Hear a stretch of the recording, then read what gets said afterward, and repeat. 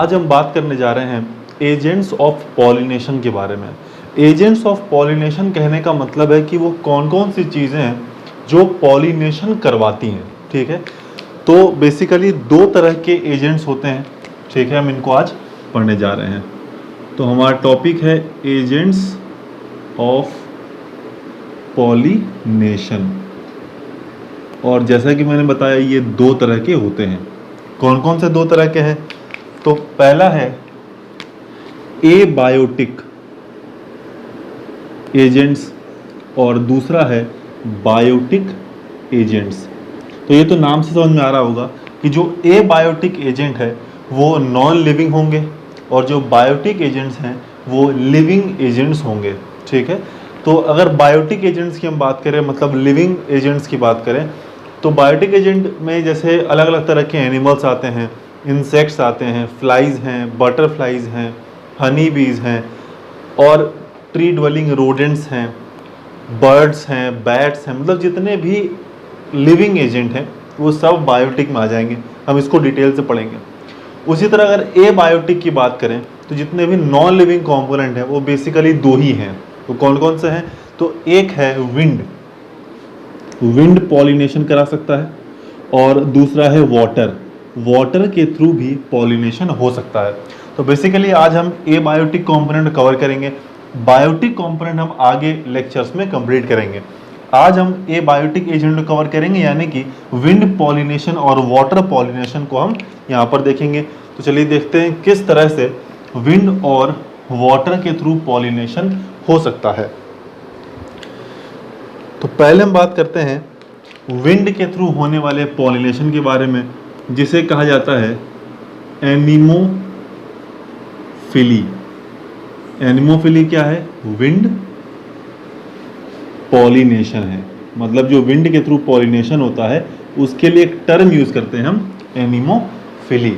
ठीक है, और जिन प्लांट्स में एनिमोफिली होता है उन्हें एनिमोफिलस प्लांट्स कहा जाता है। मतलब जिन प्लांट्स में विंड पॉलिनेशन होता है या एनिमोफिली होता है उन्हें एनिमोफिलस प्लांट्स कहा जाता है। तो स्टार्टिंग में इसके हम एग्जांपल्स ही याद कर लेते हैं।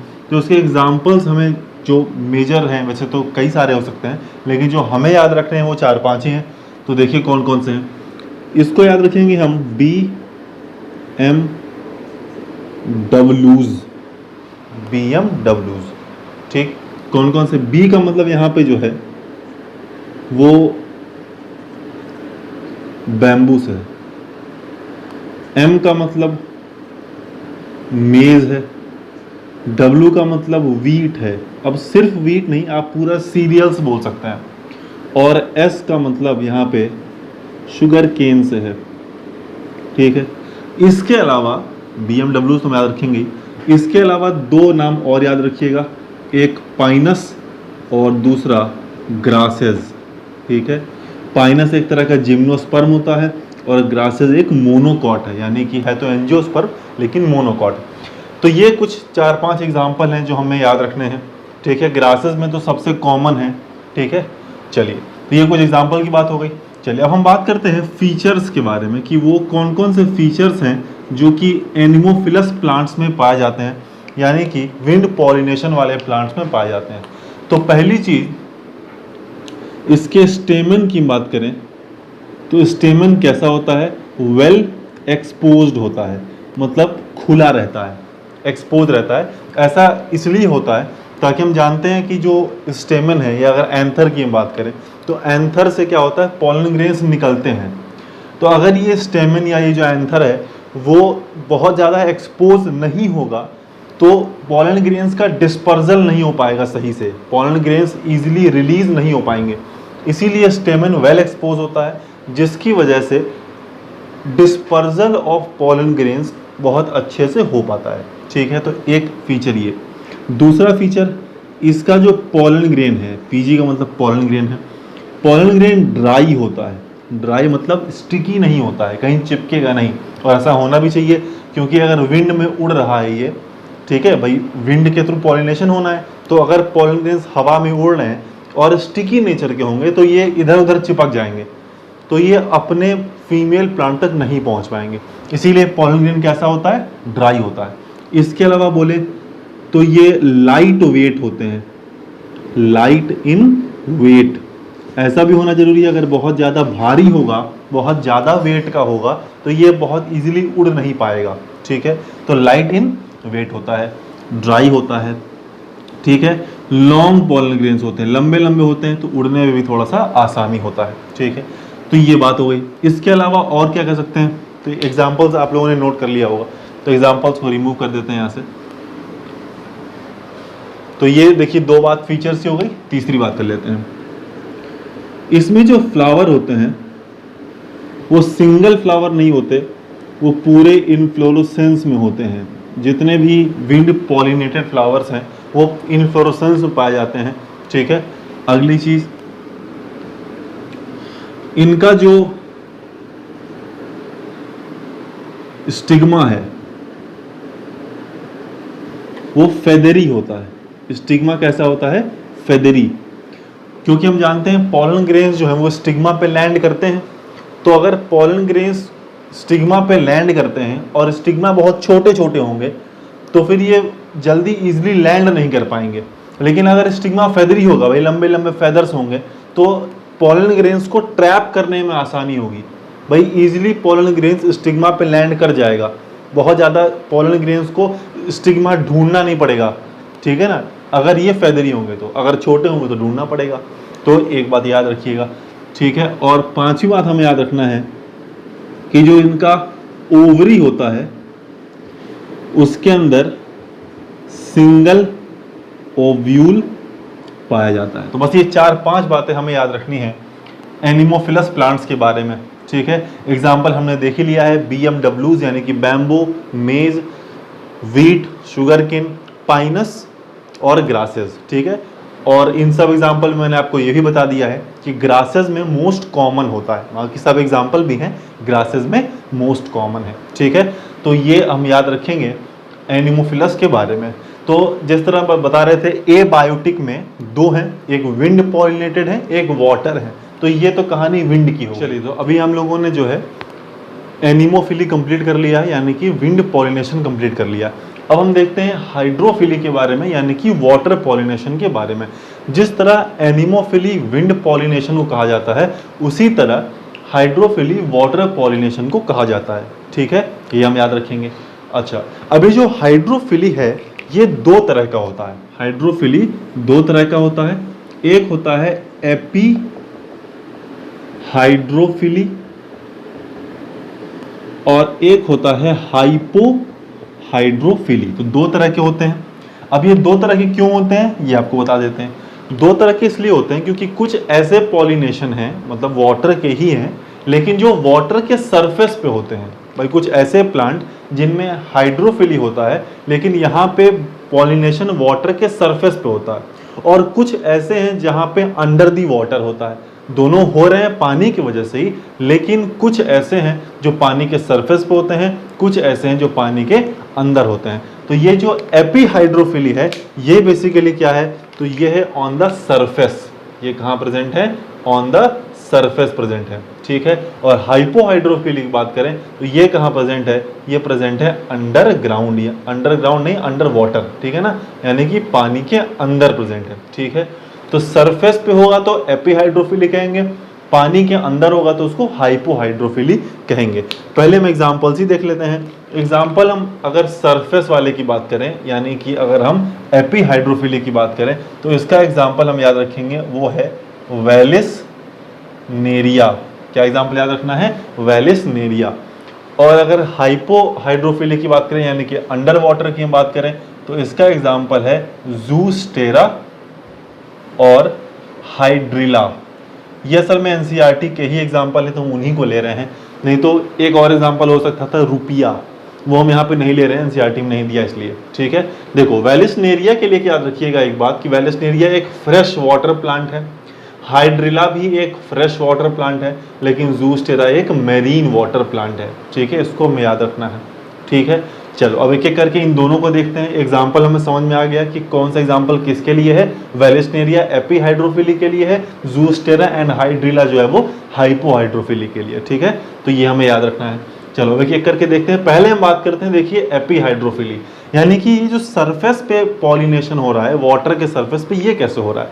देखिए होता क्या है, अगर हम एपीहाइड्रोफिली की बात करें यानी कि सरफेस वाले की बात करें, तो मान लीजिए ये अपना वाटर है, वाटर लेवल है ये पूरा, और होता क्या है, जो फीमेल फ्लावर हैं वो कुछ इस तरह से आ जाते हैं इनके सरफेस पे। ये फीमेल फ्लावर है, ये पानी के सरफेस पे आ गया। अब पानी के सरफेस पे क्यों आ गया, क्योंकि जो अपना ये पेडिसल है, फ्लावर का जो नीचे पेडिसल है, वो पेडिसल लेंथ में बड़ा हो जाता है। तो जब पेडिसल लेंथ में बड़ा होता है तो ये फीमेल फ्लावर पानी के सरफेस पे आ जाता है। भाई पेडिसल की लंबाई बढ़ती गई तो फीमेल फ्लावर आगे कहाँ पे, इसके सरफेस पे आ गए। ठीक है, ये हमें याद रखना है।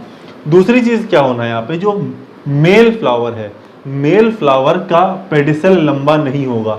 इसको हमें याद रखना है कि जो पेडिसल है वो सिर्फ फीमेल फ्लावर का लंबा होगा। मेल फ्लावर क्या होगा, वो ब्रेक कर जाएगा, प्लांट से ब्रेक कर जाएगा और ब्रेक करके आ जाएगा सरफेस पे। कहाँ पे आ जाएगा, सरफेस पे। ठीक, थोड़ा दूर बना देते हैं, मान लो कि यहाँ आ गया। ठीक है, यहाँ पे मेल फ्लावर आ गया। अब क्या होगा, ये जो मेल फ्लावर टूट के आ गया कहाँ पे, सरफेस पे, पानी के सरफेस पे। अब वाटर करेंट्स के हेल्प से, पानी के तरंगों के हेल्प से ये मेल फ्लावर को पहुंचा दिया जाएगा फीमेल फ्लावर के पास। ठीक, यानी कि अपना जो मेल फ्लावर यहाँ था वो पानी के करंट्स की वजह से अब आ गया यहाँ पे, मेल फ्लावर यहाँ आ चुका है। अब क्या होगा, ये male flower pollen grains release करेगा और ये पॉलन ग्रेन्स पहुंच जाएंगे फीमेल फ्लावर के पास। लेकिन अब एक बात याद रखिएगा, मेल फ्लावर को यहां से यहां लाने तक में तो काम किसने किया है, पानी ने किया है। लेकिन अब जो यहां पॉलन ग्रेन्स रिलीज होंगे ये वाटर के थ्रू नहीं होंगे, यहां या तो इंसेक्ट्स के थ्रू होंगे या यहां तो किसी विंड के थ्रू होंगे। ठीक है ना, तो अब यहाँ पे पानी का रोल नहीं है, पानी का काम यहाँ पे सिर्फ इतना है कि ये मेल फ्लावर को दूर से फीमेल फ्लावर के पास पहुंचा देगा। लेकिन जो ट्रू पॉलिनेशन की अगर हम बात करें तो वो होता है वाटर, इसके विंड या इंसेक्ट के थ्रू। ठीक है, ये हमें याद रखना है।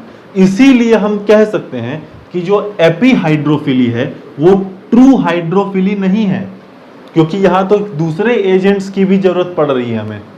लेकिन जो हाइपोहाइड्रोफिली है वो एक ट्रू हाइड्रोफिली है, क्योंकि अभी हम देखेंगे वहां किसी दूसरे एजेंट की जरूरत नहीं पड़ती है।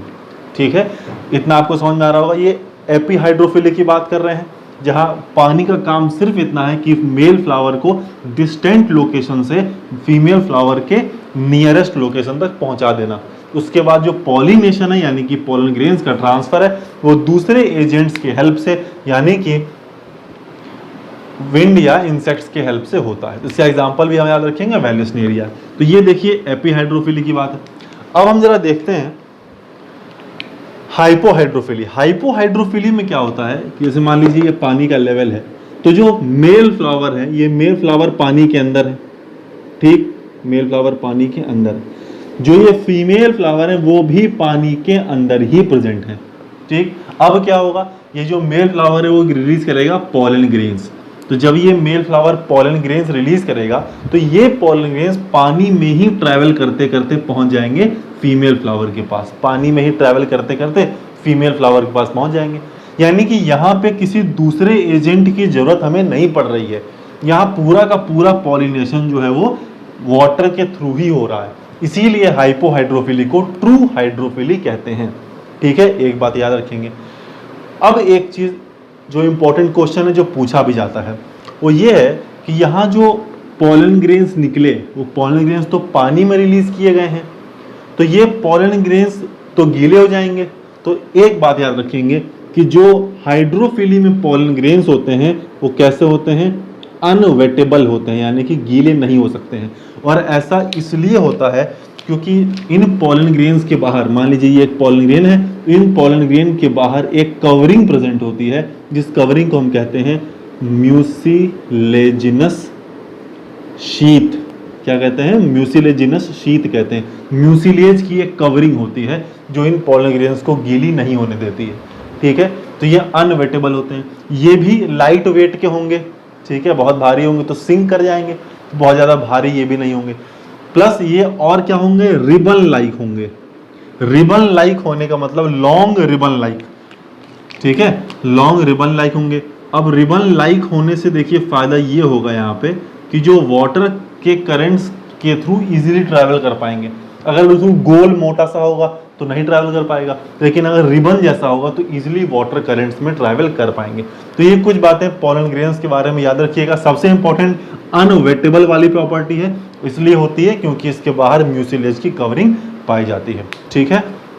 अच्छा, तो यहाँ पे हम लोगों ने एबायोटिक एजेंट्स कवर कर लिया, यानी कि एनिमोफिली विंड पॉलिनेशन और हाइड्रोफिली वाटर पॉलिनेशन। एक बात है और याद रखिएगा, जो कि विंड और वाटर दोनों पॉलिनेशन के लिए कॉमन है, मतलब एबायोटिक पॉलिनेशन में कॉमन है। वो क्या है?